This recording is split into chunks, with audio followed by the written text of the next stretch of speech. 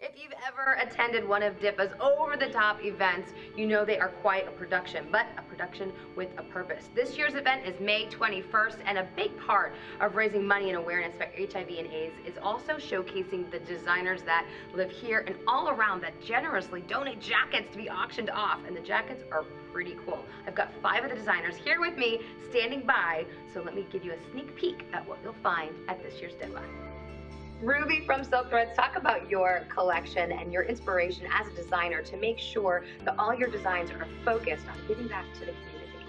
You know, this is 25 years now that Silk Threads is celebrating, and we are so proud that every collection that we make is based on some charity that is close to our hearts.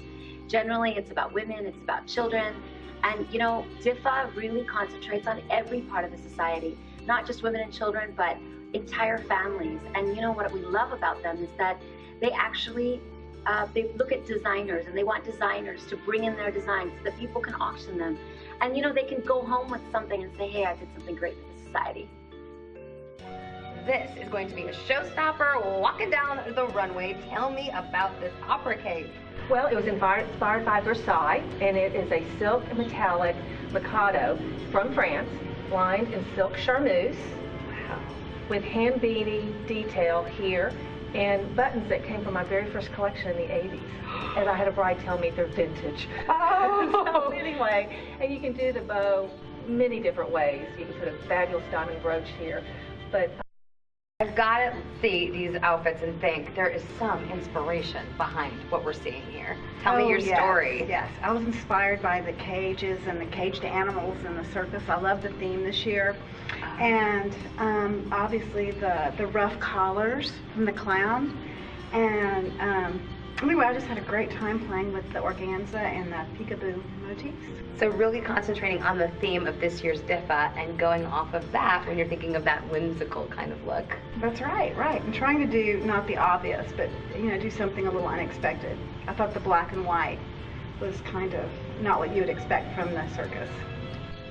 Okay, Patrick, I have a little known secret about you. You actually work for Traffic LA, but you used to model for them before you Used worked to for is the them. key word. So you're no stranger to design and fashion, but now you work for this awesome company that's giving back. Yes, I love this company because it's one of the first companies I've ever worked for that actually gave back, and they've been doing it for the past 3 years. And so they donated these 2 jackets. They donated one jacket, which is from Sand, also another leather jacket for the rock and roller Philip Klein. 2 different looks, but very indicative of Traffic LA's style.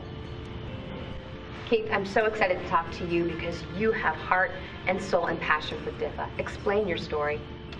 Started working with DIFFA early 90s. My partner, John Moran, and I were both involved. Him as a sort of an office angel stuffing envelopes, and I was started to make jackets from the second year of the collection. So this is jacket number 25. Wow. And I've always made the jackets to be worn on the street.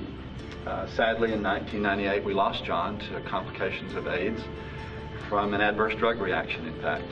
And so after that, I had a very personal reason to continue making jackets because I never wanted to see DIFFA stop. That's right. So every year there's been a jacket made, and I always think of John when I'm doing this.